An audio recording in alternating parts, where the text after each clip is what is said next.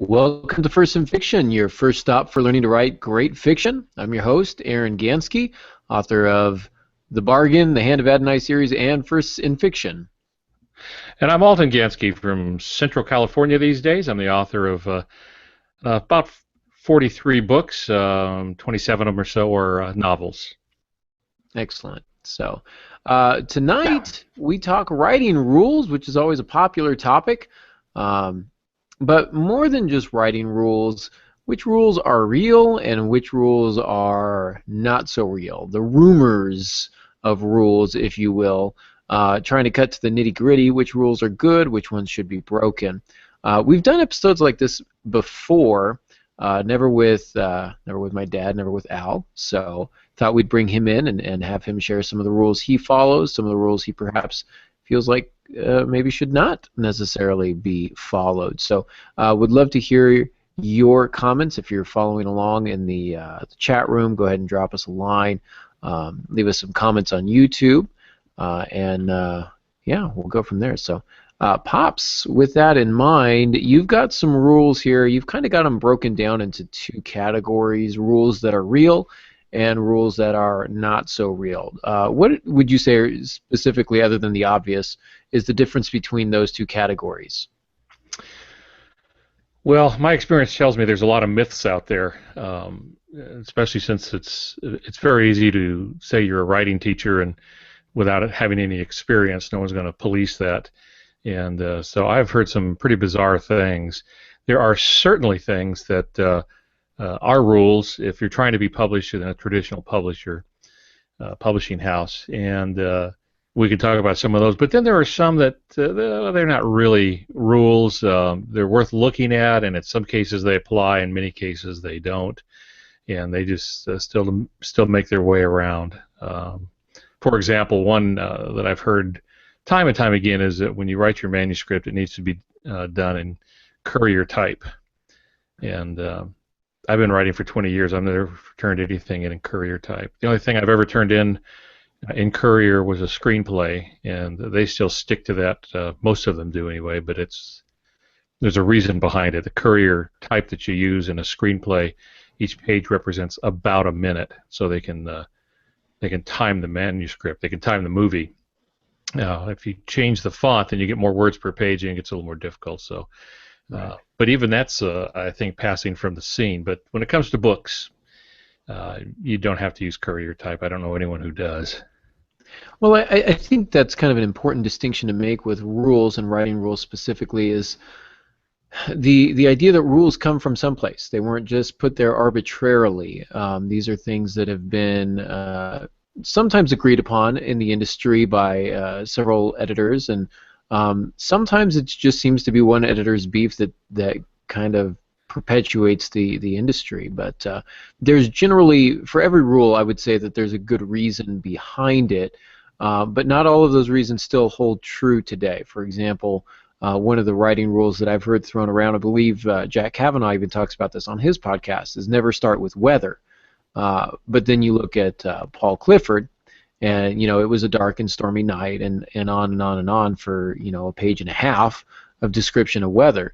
It was fine at the time, but now the industry has changed, and therefore there's a new quote-unquote rule that says don't start with weather. Of course, for every rule, there's also an exception, right? Yeah, and I get really iffy about any rule that begins with never. Never do this. Dean Koontz, who is a master craftsman, I study him just for the craft, even if his storyline isn't something that I'm particularly fond of in some particular book. I like a lot of his stuff. But in The Taking, he starts with the weather. It's the first line. It's a few minutes after one. The storm broke. And then he goes on to say it was without lightning, it was without thunder, it was just the heavy rain. Or the rain began to fall, I think, without lightning, without thunder. But the reason is the weather, especially with Dean Koontz's hands, the weather is a character. So he's able to pull that off, and it becomes a key to the story. So beginning with the weather in that case was appropriate and probably the best way to go. But he doesn't do that in every book. And I think the problem is a lot of new writers want to say was the bright and sunny day and try to set the tone that way. And so, generally speaking, don't start with the weather is a good rule. I would never say never. Sounds like a James Bond movie. Never say never. Never say never. Yeah. Yeah, I wouldn't say never do it, but if you're going to start with weather, you need to have a compelling reason to do it. And that's, I think, a good writing rule. Never say never. There's your writing rule for you. But I think it's important for us to remember that there are some reasons that we should follow the rules. The rules have been proven, I think, time and again, to be at least, if nothing else, a good, solid guideline. And so I think they're, if nothing else, a good starting point. And again, whenever we're talking about rules, I always give the example of my professor, my old poetry professor, who said you have to know the rules before you can break them. And the idea, of course, is knowing not just what the rules are, but why the rules exist, and understanding that when you break the rules, that you should be doing it intentionally to create a specific effect, to have a particular effect on the reader. And so that's kind of one of the things that's really important. As a matter of fact, that's, I believe, one of your rules, isn't it? One of the rules that is real, which remember the reader. Yes. Yeah, that is a definite rule. If you're writing just for yourself, that's great. If you want to go to a publication, remember they have to sell the book, so you need to have the reader in mind. That's the most important person, is the reader. And the writers who lose track of their readers fail to gain readers in the first place, and certainly fail to keep them. So always, always remember the reader. Will the reader understand this? Now, don't over-explain stuff. You have to trust them. As you said, I think last week and in other times, you have to trust your reader. Mm-hmm. But to do that, you have to be able to think about them and believe that they're going to be able to understand what you put there. And if you have any doubt, then maybe you need to rework a little something. And isn't that what Stephen King talks about in On Writing? Write for just one person. I think he says he writes for his wife. He writes a book his wife will enjoy. Kurt Vonnegut says something similar in his rules for writing, where he says, write for just one reader. If you try and please all the people, it's like opening the window and making love to the world. You're only going to catch a cold, and that's wonderful Vonnegut for you and all his wonderful tact. But the idea, he's a dirty old man. he does make some good points, and I think that's important. Write for that reader and keep that reader in mind. You know what that reader is going to enjoy. You know what's going to perhaps break the story for them, and you want to avoid those types of things. And so I think that is a solid rule. You must remember the reader. I don't see getting around that. However, if we go too far with that, then we think I'm going to write this book and every reader in the world is going to love it. Probably not. That's why there are genres. There are certain things we like. Some people like Western, some like romance, some like science fiction, some like fantasy. So some of the books that are published, I just don't like. That doesn't mean they're wrong or badly done. It's just not my cup of tea. Right. And my books don't meet everyone's expectations or desires in a book. Some they do. Very good fans, long-term fans. Some, just didn't. They didn't take to it. Right, and I think your career is a good example of this, because you have written in so many different genres, and your books vary based on their genre, because you remember your reader. You know what your reader is going to expect. You know what readers of that genre expect and what they want to see, and you're able to, for the most part, you're able to satisfy that. Or in the places that you don't, it's a deliberate shift on your part to create perhaps some tension or some unease within the reader. And so I think that example of remembering your reader for this particular project is very valid, and one that needs to definitely stay in the forefront of our minds. Yeah, I wouldn't say I write in so many different genres. I write in a family of genres, and the umbrella for that is suspense. So some of the books are supernatural suspense, some are straight suspense thrillers, some have high mystery elements to it, so it's more of a mystery. But it's really the same family thing. There's always high suspense through the book, whether it's could be properly classified as a mystery or an adventure, action adventure, or a thriller. So I think of genres in family groupings. Mm-hmm. Okay, well that makes sense too. So, um, excellent. So some other rules that are real, you've mentioned here manuscripts.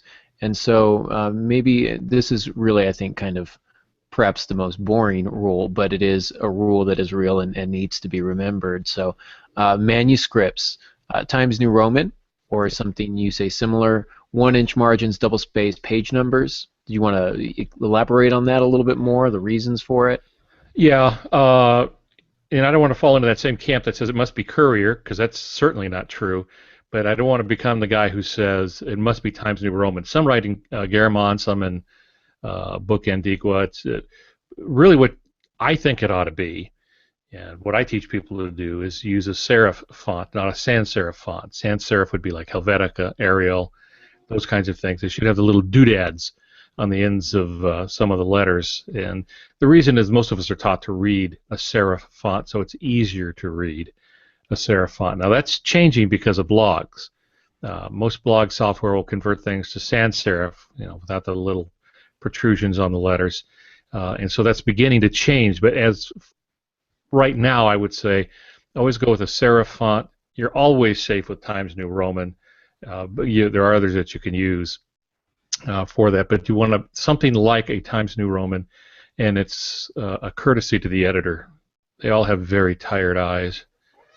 And I think also to a certain extent it's an issue of knowing what you're getting, like in the screenwriting area. They know it's about a minute per page if it's in this format. Editors know a certain page is going to be so many words in this particular format. So it's easier for them to quantify what the publication process is going to cost them in terms of pages and ink and binding and all of that kind of stuff. So when you stick with something consistent, it's a little easier for them to transition and look and say, oh, okay, well, this is 350 pages, manuscript pages. We know in a book that's going to turn out to be 298. Or whatever that ratio works out to be. But if first of all, if you turn in something in, Comic Sans Serif or whatever, and it's, 18-point font because your eyes are bad, I think at some point there's a lack of professionalism there, and you want people to take you seriously. One of the ways you can do that is by demonstrating that you know the expected format and just following that. So that's definitely a rule, that's real to keep in mind. Follow the proper formatting. Do some research. Find out who you're submitting to, what their research or their manuscript guidelines are, their formatting guidelines, and then make sure that you're matching that with your submissions. Right, and if you're doing this by a proposal, you want to have those items in there because you're proving to them that you have done your research. You're proving to them that you can be someone who's counted on. You know a little bit about the industry, and you're willing to accommodate that. Now, let me say this. It doesn't matter what you write it in. You can write in single space and 18-point or 10-point or whatever you want while you're composing it. I usually set my word processor up so that it looks like a page in a book. And that way when I finish a page, I feel like I've written a page because that's what it's going to look like in the book. When I send it in, that's a different thing. I convert it to this standard double space, 1-inch margins, Times New Roman, 12-point, just because that's to be expected. And I think the other thing that people really need to understand is that a lot of this comes from tradition.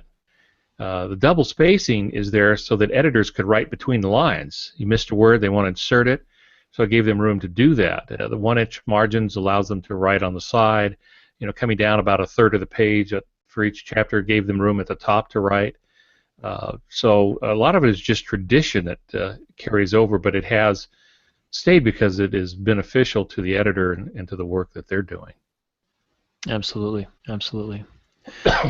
Some other rules that are real here you mentioned in terms of composition. So when we're writing specifically fiction, you have your first three rules are the first line, the first paragraph, and the first page all must be outstanding or stellar, or in your words, great here. So we've talked a lot about that on First in Fiction, the idea of starting off with the proverbial bang, and I don't like that expression simply because it sounds number one, too cliche, but number two, it's a little base, I think, to start off with the gunshot, and I see a lot of new writers, they want to do that. They think there's a lot of action, and oh, I'm going to write about how the bullet tore through his body and there was blood splattering the back wall. It just becomes overly sensational. So I'm not. Yeah, I think what you want to do is start off with something that's going to be gripping, something that's arresting, but you don't want to over sensationalize anything. You want to play it close to the chest. You want to show, again, that you're professional in your writing, and that one of the ways that you can demonstrate that is that you trust yourself as a writer. I feel like writers who don't trust themselves go over the top. There you go. There's my kind of tirade soapbox real quick. What Well, did you... you're absolutely correct, and you've written the book on it, which is a great book, and I've relied on it when I've been teaching at conferences and the like. The assumption is, we tell people you need to start with action, and the assumption then is, so a bomb has to go off. No, you drop them in the middle. Or one way to picture it is you've picked up your reader and you've thrown them into a moving river. Now, it doesn't have to be life-threatening. They're just going to be carried along. And so my first book, By My Hands, it starts off in a hospital room. It's very sedate. It's the wee hours of the morning, and the thing that's most active is the IV unit with its flashing red light. But that just sets the mood. I don't talk about how they got in the hospital. I don't talk about how long the person's been in there. I will later in the story, a few pages in. But you start right in the middle of the action of some sort. So it could be an argument, could be in the middle of a conversation, it could be something that someone's seen, but it does need to be killer. And the reason is editors, and this is always pains me to say this because it discourages people, and I don't want it to discourage people, but acquisitions editors are looking for reasons to reject you. And it's just because they have a big slush pile. They've got a lot to get through. So I've heard many times from editors, if the first page doesn't get them, really if the first paragraph doesn't get them, there's a good chance that they're going to be dropped right away. And some editors will say, you have to get me in the first page and a half. If I have to wait 2 pages to get caught up in your story, then it's too long, and now you've given them a reason to reject the project. Not entirely fair, but it is the way it works, and I think any one of us would feel the same way if we were reviewing, as you do, manuscripts that are sent for publication, and you're looking for a way to get through it, but you're also looking for the right person who's doing it correctly, engages you right from the start, and then you don't want to read any other thing on the slush pile. You want to keep going with this thing until you finish it. Sure, and as an editor, I can speak to that. I mean, I'm read hundreds of submissions a month, and I wouldn't say that I was looking for reasons to reject, but I would say that I got to the point where I made my decisions very, very rapidly, well within the first page, first paragraph. I could generally tell by the first line. Out of due diligence, I would read the entire submission because I'm dealing with flash fiction, which is only maximum like 3.5 pages. But still, I knew within the first paragraph whether I was going to take something or not, and seldom changed my mind. The decision that I made within the first paragraph was 99% accurate. And so it's not that I'm looking for reasons to reject people, it's just that your first line, your first page, all of that, whether you like it or not, it embodies who you are as a writer. And what is the natural outcome of a first draft is that when we begin a project, we don't know exactly where we want to end up. Maybe we do, but we still don't know exactly how we're going to get there or what those words look like on the page. So when we put them on the page, those are the first things that we generally write, and they're generally the weakest. And so when you're done, you just need to remind yourself, I have to go back. Now that I understand the project as a whole, I've written the end, I know who my characters are at this point, I'm going to go back through and rewrite that first page. And sometimes it's just a matter of cutting out the first 3, 4, 5 pages of a novel, cutting out the first chapter, the first 2 chapters. It starts us in the middle. Our writing is a little bit stronger at that point because we've been in the project for a while. So something to keep in. Yeah, I often see the lead paragraph on the bottom of the second page. And I Hmm. will tell the person, you need to move this to the top. This is your lead. Don't bury your lead. This is what you want on top. The other stuff you need to weave in as you go on. So often what will happen with a writer is they know to start strong. They're not quite sure how to do it, so they just get started, and then they hit their stride. And then what you want to do is you want to delete everything above that, or tuck it underneath, put it in someplace else. I am sometimes hired by publishers to review other people's novels. That makes it through the first level or two, and they say, now we want to know if this is a good book, and I can usually tell on the first page. And Absolutely. I go through the thing that was bad. I think, man, do I need the money? Hmm. I should just tell them no. But I go through and I do a much more detailed evaluation of it. But I can tell in the first page if this is going to be fun or if it's going to be a root canal. Right, a tedious thing, and in the first couple of pages, and you're proven right throughout the rest of the manuscript, generally speaking. So it's important to really kind of get that going. Now, in defense of editors, I do want to say um, the advantage of being an editor is you do get to see the good stuff, and when you get those gems, they really do stand out. And I've had the pleasure a couple times with Brimstone Fiction of voting yes on a couple of projects, which was new for me because I'm so used to voting no on a lot of things. And a couple things came across, they looked good, and so I sent on my recommendation to the publication board, and it's exciting when you're involved in something like that where you get some solid writing. It looks good, and it's rewarding. So some of the other rules here. Oh, you're going to say something real quick. Yeah, I was going to say one thing the new writers can do is before you write your first page, or at some point in the process, it doesn't really matter because real writing takes place about the second or third draft. The first draft you're getting stuff down, getting story down. Then you're going to go back and do some craft work on it with that. So what you can do as a writer is sit down and look at some well-received books that are in your genre and just read the first page of each one. Sit down with 6 of them, 7 of them, 10 of them. Go to the library if you need to. And really, in 21st century, what you do is you go to Amazon and you do the peek inside, and you'll get that first page, and you just go through and you read them and read them and read them, and you'll start seeing a pattern and how it is that they did what they did. So I just Absolutely. wanted to add that portion there. Yeah, research has never been easier, right? Especially on first pages. Oh yeah, You don't even have to go to a library anymore. So, yeah, that's true. And with Google Books, you can go back to some very old books. I just did some history work, and I'm reading books written in the 1850s, which had some very good stuff for what I was looking for. So, and there they are on my computer. there it is. And they're very different, aren't they? The style of them. Yeah. And when I started out, I'd have to sit in the middle of the living room floor and just spread out all these books. Yeah. You miss it? You miss those days? No, I do miss the adventure of learning how to do that. But I've probably for my first 5 books, that's what I did. I sat down with what I considered to be the better authors and said, all right, how long is this book? How many chapters does it have? What's the average length of a chapter? Are they first person, third person, and please no, never, never, never second person stories I've written and second person stories. book length? Uh, no, though there have been some that have There been. have been some, but yeah, you got to be good. I Or yeah, short fiction I think is a place for second person point of view. yeah, you pull it off, but if you're doing 100,000 words, it's tough for a reader, most Yeah. reader. But yeah, I enjoyed that process and just seeing how they did things, and then that would seed my mind. So when I started, I had that in front of me. Hmm. Yeah, absolutely. So, some other rules here. Interesting one here. It says basic grammar must be followed, and so I'm curious what your take is on that.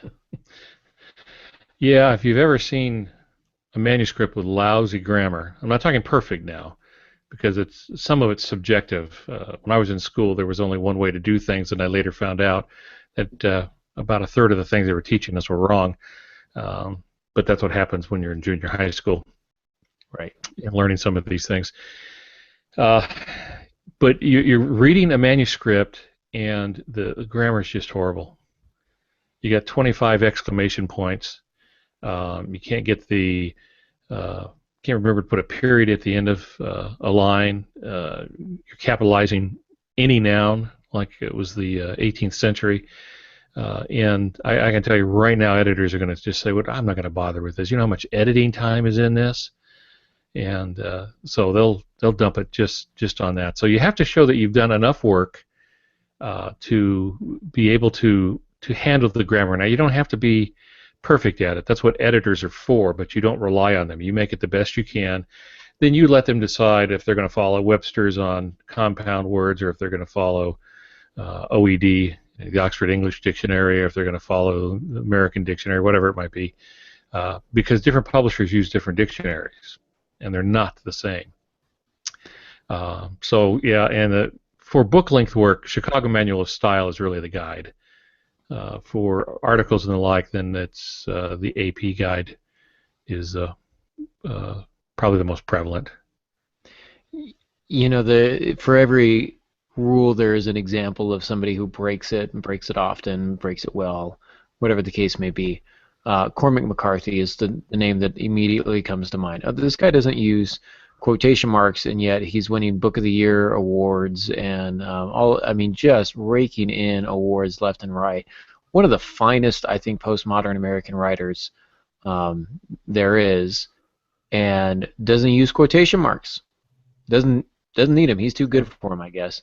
And I've seen a lot of things come across my digital desk, if you will, without quotation marks. And as an editor, and maybe I'm just jaded, but my first thought goes back to, again, that same professor that I had in college, who was not super kind to me. And at one point he said, "Oh, you're using a noun like an adjective. You can't do that." And I said, "Are you kidding me? E.E. Cummings did it all the time." And he looked at me and he goes, "You're not E.E. Cummings." Oh, well, that was hurtful. It was definitely hurtful. I had to do that with a client. I kept changing his syntax because it was just dated and wooden. And finally he said, "Well, I want to write like Faulkner." And I said, "Faulkner's dead, and no one writes like Faulkner. You're not Faulkner." Faulkner didn't even write like Faulkner. Read 3 of his books, you know? Yeah. And well, Max Perkins did a lot of work on him too as editor. So, yeah, sometimes we get people who they get a burr under their saddle and they want to prove how creative they are. And there's very little, if anything, you can do that someone hasn't already tried 15 times before. Now, the quotation mark is kind of weird, but okay, as an example, I was asked to edit a nonfiction work not all that long ago, and I kept noticing that the writer could not handle quotation marks. He got them backwards. He used the British technique, where the primary quote, you have one quotation mark, quote within a quote, you had 2. And that was really disconcerting, because every time I talked to him, he lived in New York. He sounded like a New Yorker. He didn't sound anything like he'd been in London. So I'm not sure where that came from, and I had to fix, I don't know, 10,000 of those or something. It was an enormous number. And so had I been an acquisitions editor or an agent, I wouldn't have made it through the second page. I would say, this guy, he doesn't know what to do with quotation marks, doesn't know what to do with commas, doesn't know any of this stuff. But since he was a client, I was able to teach him. Right. Yeah, you've got to have at least the basics down. The copy editors will adjust to the house style, and a lot of people don't realize this. Publishers have house styles, and they're not the same. So if you're writing about God and you use a personal pronoun, him, in some publishers they will capitalize it. Other publishers don't. It's called the up style and the down style, and you have to find out. And but that's okay, because the copy editor will probably take care of that. That's the third person in the editing chain, the copy editor. But what you need to do is be consistent and have at least the basics down, then let them decide if they want a hyphenated email or not.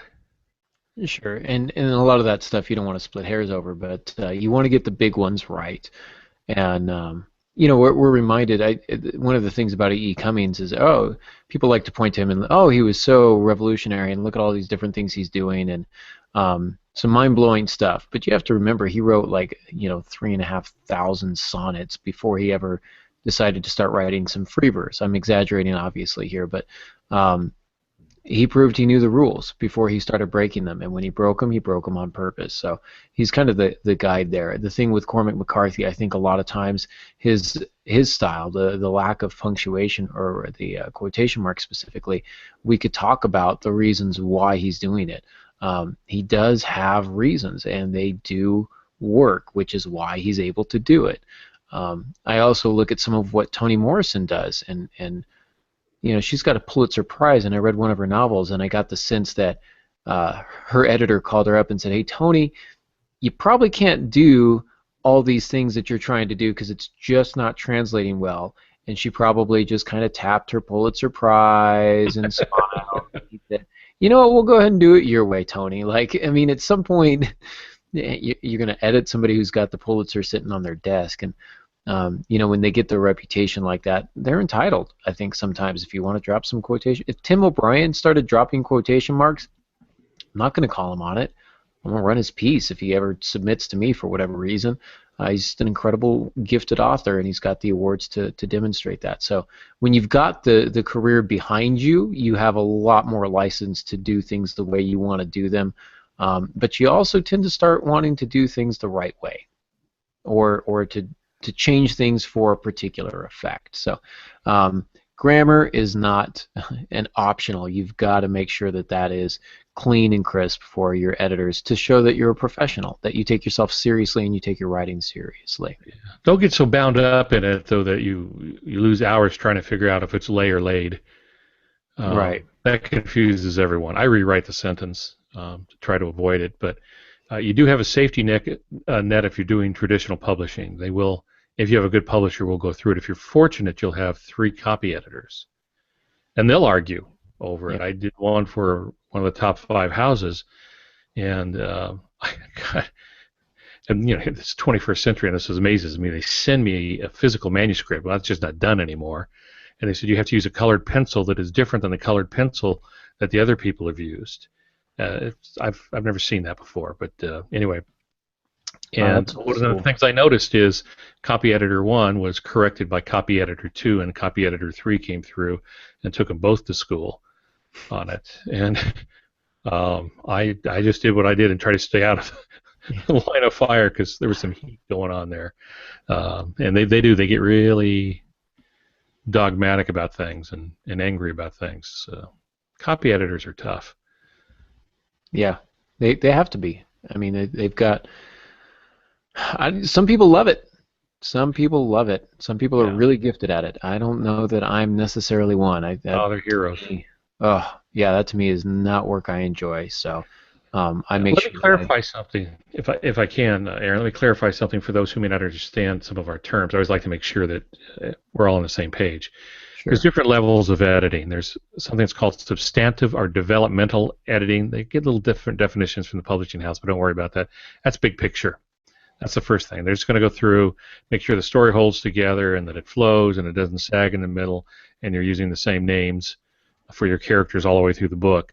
There's a line editor who will restructure sentences for you to make them clearer. Put the modifier closer to the word it modifies and stuff like that.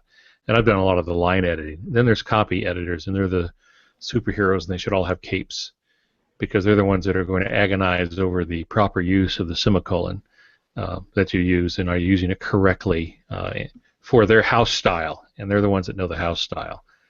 They like to argue over the use of the Oxford comma. No. I'll get into a fist fight over that. Yeah. I think some people have actually proposed to the Oxford comma. They've bought it a ring.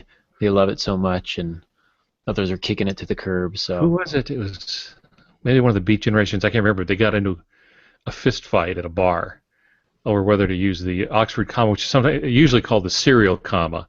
So if you have a list, red, comma, white, comma, and blue, it's a lot safer way to go, especially in law. There's a sentence in the Constitution in one of the Bill of Rights that it seems to be missing a comma and it changes everything. So I'm a big proponent on it. The example I use is you're at the attorneys and they're dividing the inheritance. And the way the will reads is going to give 25% to Bob, 25% to Mary. So I'm going to give 25% to Bob, comma, and Mary and George. Now, wait a minute. First of all, is it only 75%? Are they Mary and George going to split 25% because there's no comma in there? And there have been some legal battles over that missing comma. So on that one, use the serial comma. Unless you don't want to use it, and then don't. Yeah, and then don't. Just suffer with the consequences that come because you didn't want to use a comma. Be edgy. Be edgy. That should be your response to everything. You're not using quotation marks. I'm edgy. Covers a multitude of sins. You've got 114 exclamation points on one page. Edgy. Yeah, I like it. So. Yeah. Well, you bring up a good one. Yeah. Exclamation marks are the cockroaches of writing. Yeah. If you see one, there's like 4 million more lurking in the shadows. Is that the analogy you're making there? I did one edit and I counted 28 on one page. It's just ridiculous. You're not trusting your writing. You're hoping an exclamation mark will do it for you. And then it gets redundant. Get out, exclamation mark, she screamed. Well, isn't that what the exclamation mark means? Then it's just redundant and sloppy. I find them melodramatic. Right. I find you're trying to use punctuation to do what your words should be doing. It's my personal take.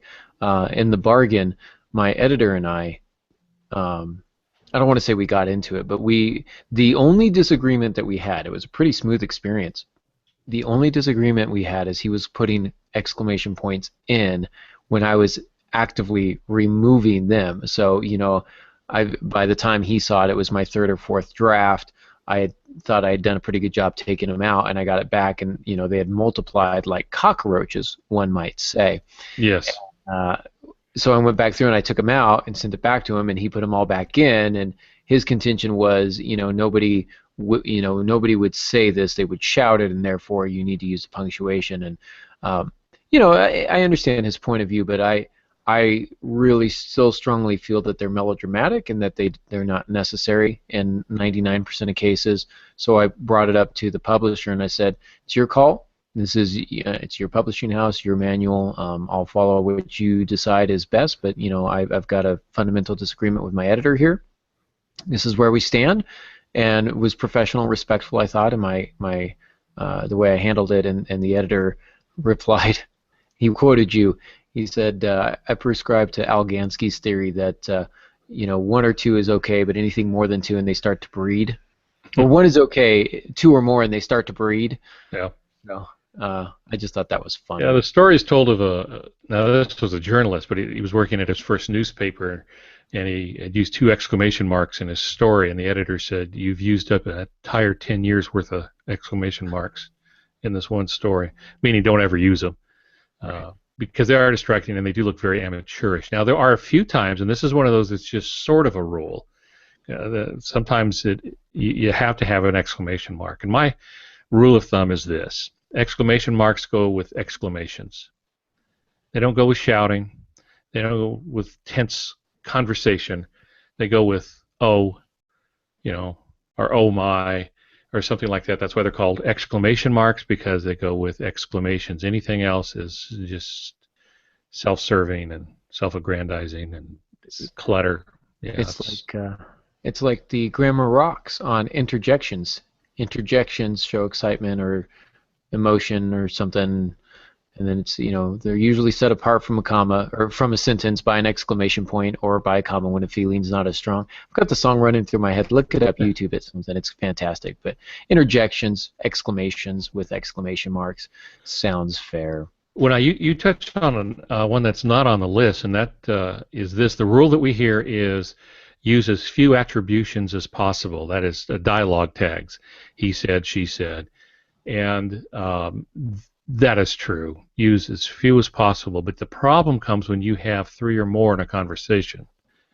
Yes, three or more characters, not dialogue tags. When you have 3 or more characters in a conversation. Yeah. Exactly. Especially if well, obviously if you have three or more, you're probably going to have at least two of the same gender, which is going to make certain things problematic, such as the use of pronouns. So you want to be abundantly clear, and you'll end up using a lot of names there. One of my, quote unquote rules is that you don't use the name of a character inside dialogue. So, but that's when there are two characters on scene. So you've got husband and wife sitting on a couch talking. They're not going to say, "Hey Bill, can you please hand me the remote?" Well, who else are you talking to unless you're talking to yourself? Maybe there's a legion in your head or a multitude in your head, but for the most part, you're probably talking to Bill. So it's just one other way that you can remove those. However, if you've got three or more in a conversation, like you say, you gotta adapt, and sometimes names will go into dialogue so that we can understand which character is speaking to whom. I've done several ensemble pieces, and where we'll have teams of 6, for example.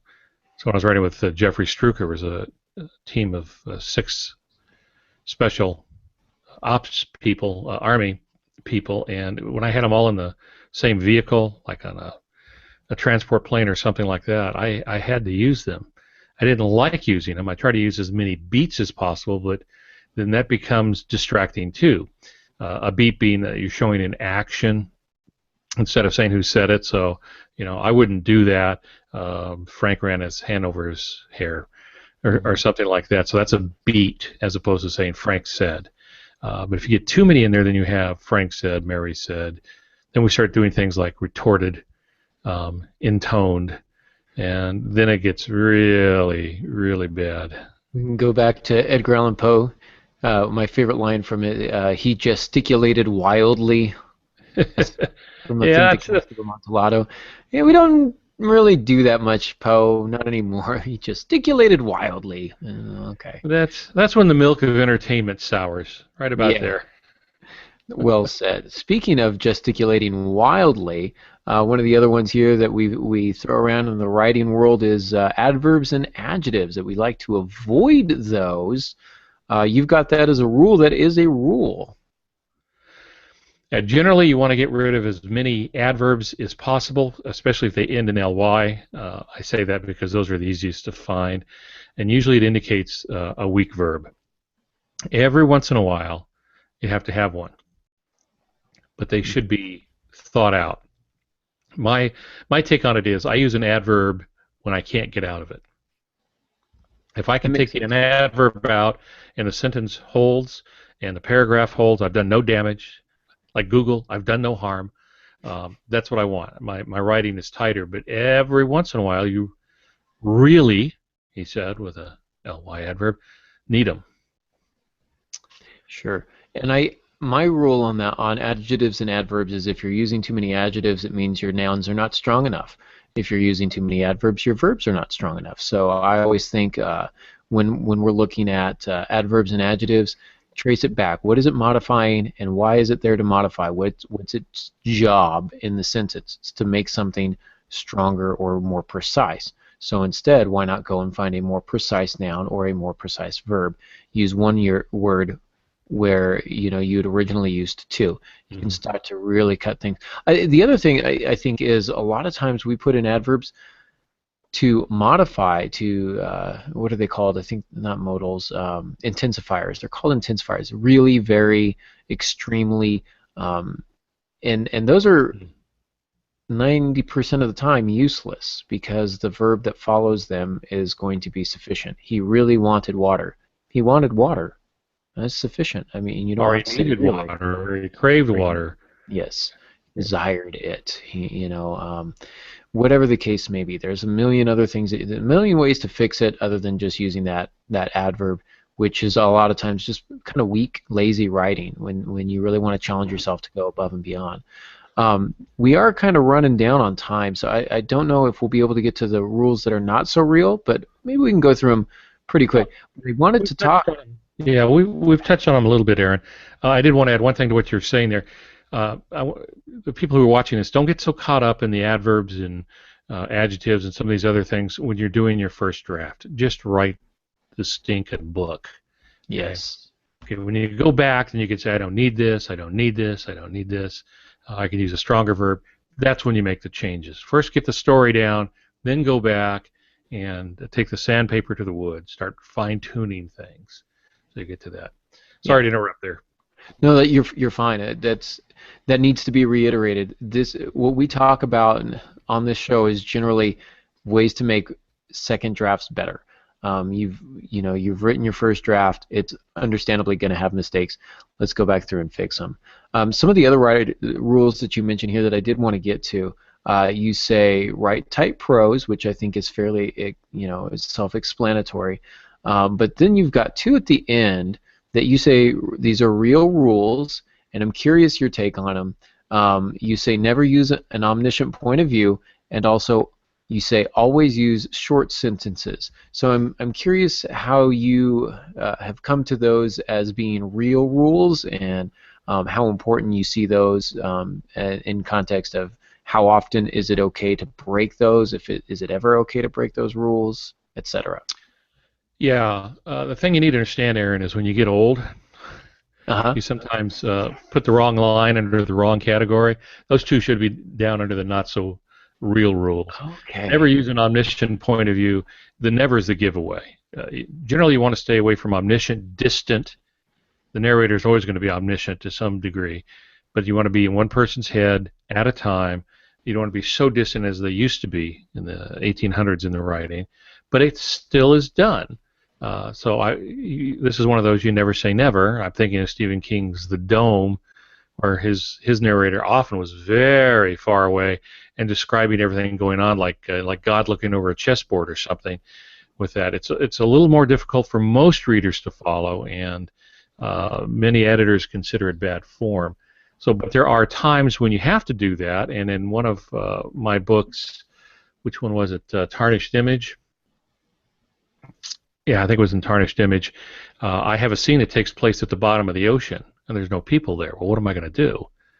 I didn't feel comfortable doing it point of view from a crab, but I was showing a undersea earthquake that was going to lead to a tsunami, and I wanted the readers to understand what caused tsunamis and how the waves could travel at the speed of a jetliner and stuff like that. So I broke the rule, and I did an omniscient, distant, deep scuba diving narrator to show those things, but I only did it in the one scene. I was faithful to the rule elsewhere. And then the one about always use short sentences, really the rule is mix your sentences, and that's a good rule. The short sentences are easier to read, easier to understand, but if that's all you use, then it's going to be very distracting. It's going to be bad writing ultimately. So let's alternate them, long and short, 2 or 3 shorts and a long, and that sort of thing. Well, even Ernest Hemingway has used a compound sentence in his day, and even Fitzgerald has used a simple sentence in his day. Though they largely, Fitzgerald favored the long, flowery sentences, and Hemingway the short, direct, simple sentences. They mixed them up still, and some got long and some got short.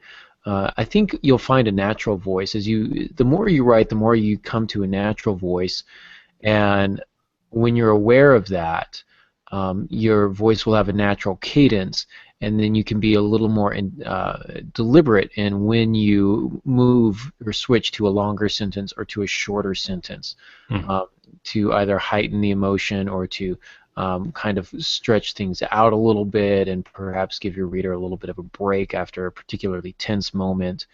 Lots of different ways that you can do that through the handling of the lengthening and the shortening of your sentences, for sure.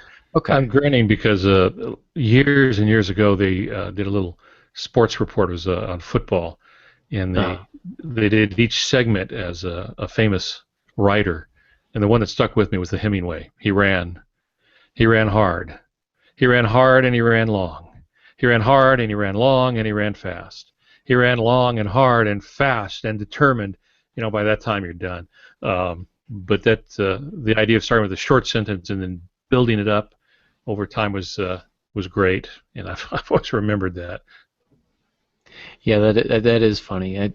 Hemingway does like his short sentences, and I love his dialogue though, and his dialogue seems a little overly dramatic at times. Thinking of the end of something. He starts off, the Hortons Bay was a lumber town, and it talks about how the timber had all dried up and all the lumber mills had been taken down and all the saw blades had been taken out to other cities and blah blah blah. And then you get, boyfriend girlfriend on a boat and arguing. So it's kind of like, all right, well, that was kind of a weird switch, but hey, start with setting, establish the scene, move into the dialogue, and Yeah, there's always examples of people who have broken the rules. I'm thinking of Sleepy Hollow, Washington Irving, the long run-up he has that tells us all about Sleepy Hollow and the people in Sleepy Hollow before we get down to the main character in that. But it really, really works.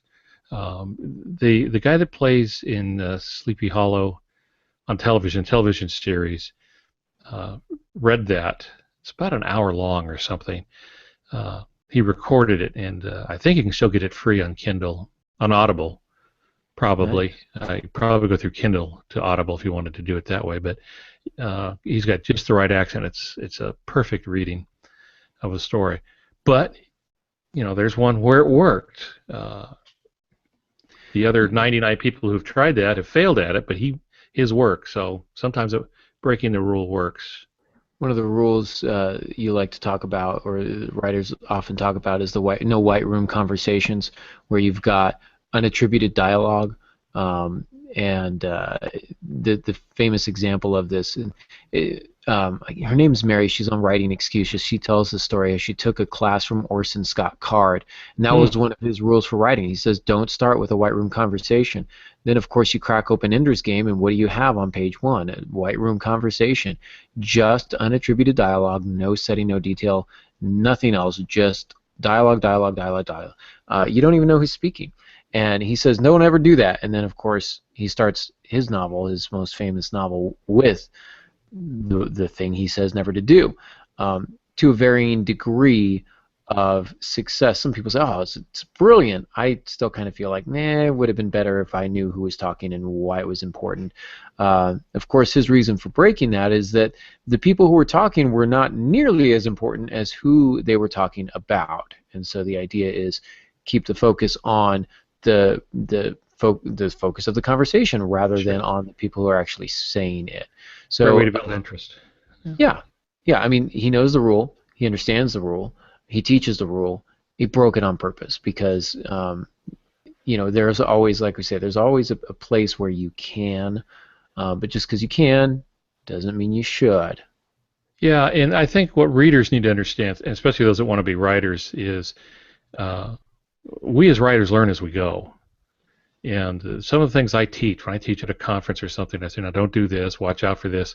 You can go back to my earlier books and see that I've done exactly that thing. But I didn't learn it until later. And so now I feel my last novel is probably one of the best written of my novels, but it took a whole bunch of novels for me to get to that point.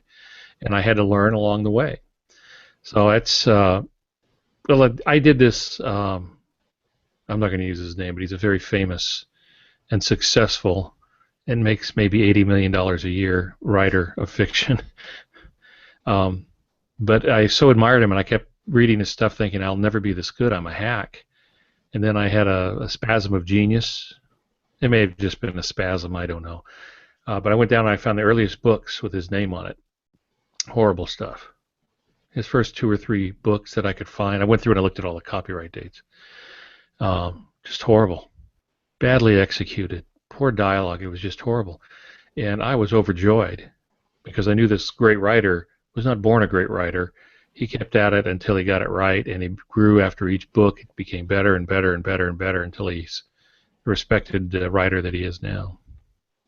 A buddy of mine tagged me in a photo on Facebook, a guy I hadn't heard of and heard from in a long, long time, and so my first thought was, oh, his account has been hacked. That was my first thought, and instead he'd been cleaning. He was the drummer in my band back in the day, and he'd been cleaning out one of his houses that he's selling, and he came across our old CD, and so he posted a picture of it and tagged all the guys in it, and so we've been kind of going back and forth on that, thinking, man, those are the days, but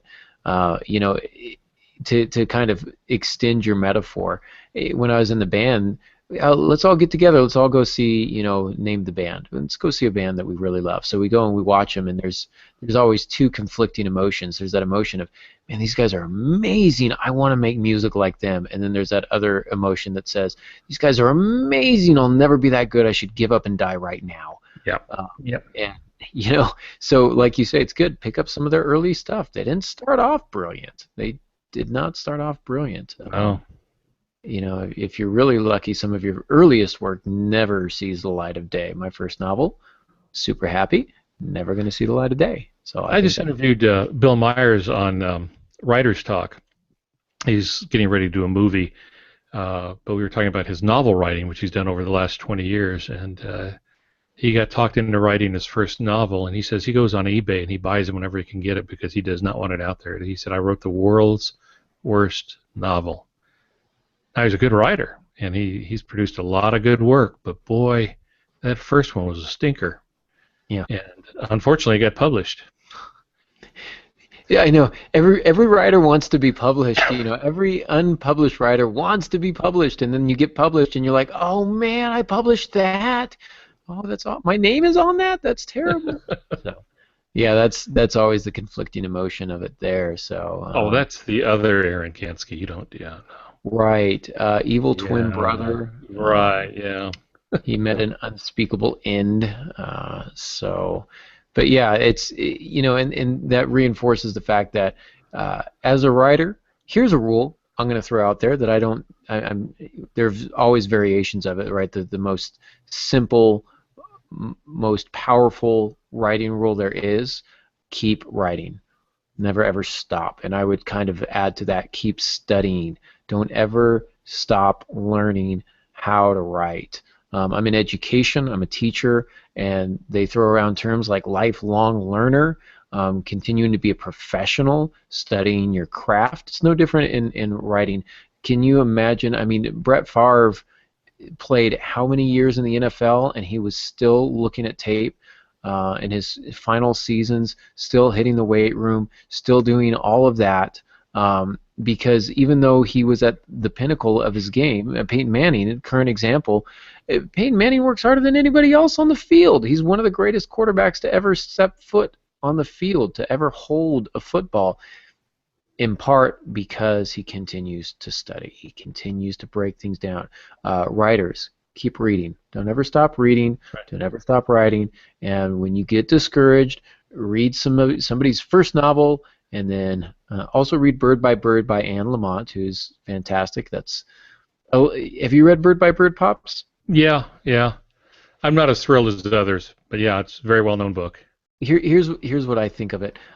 If I want to know how to write, I'm probably going to pick up, Jerome Stern's Making Shapely Fiction, or Stephen King's On Writing, Flannery O'Connor's Mystery and Manners. If I just need to be talked off the cliff, then I read Bird by Bird.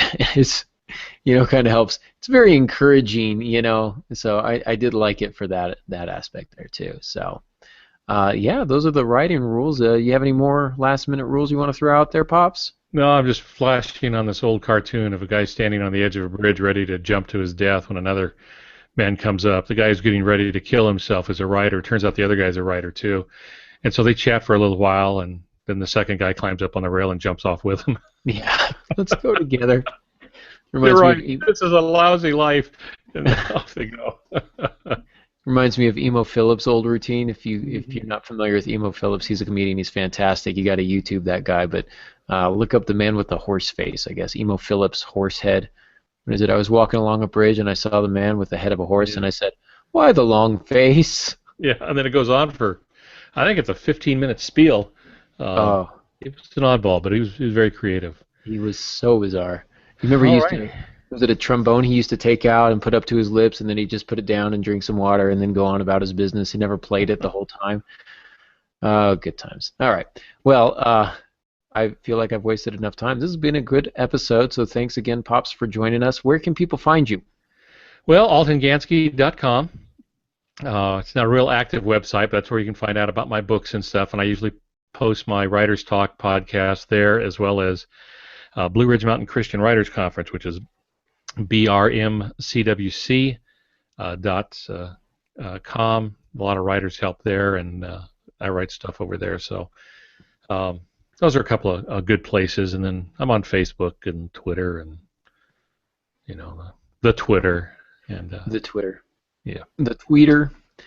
I like to tweet. Yeah, excellent. Well, I am Aaron Gansky, aarongansky.com. You can contact me there. You can contact me on Facebook or the Tweeter. I'm seldom on the Tweeter, seldom on the Facebook, but if you send me a message or you friend me, I'll be sure to friend you back, and I respond to your messages and things of that nature. So, yeah, so that's where you guys can find me. And we thank you all for listening, and until next week, good writing.